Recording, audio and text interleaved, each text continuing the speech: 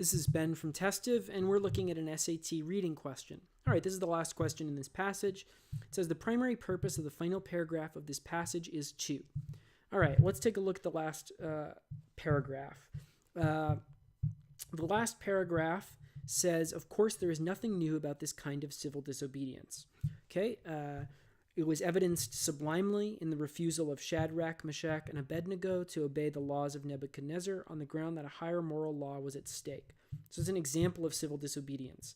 Another example, the early Christians who are willing to face hungry lions. Academic freedom is a reality because Socrates practiced civil disobedience, and the Boston Tea Party represented civil disobedience. So these are a bunch of examples of civil disobedience. Is the purpose of this paragraph to counsel citizens in following the law? No. Civil disobedience is the opposite of following the law. Show instances of an effective strategy. We know that he thinks the strategy of civil disobedience is effective. We have examples. I said that. So that's instances, examples, same thing.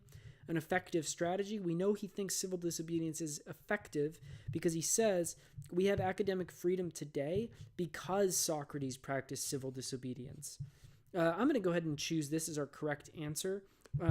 We can rule out the other two choices because he's not improving on historical examples. There's nothing he says here that says, well, it would have been better if.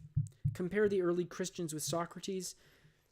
He does that in a way, but that's not the primary purpose of the paragraph. That's more like a result of the paragraph. So this is our correct answer here.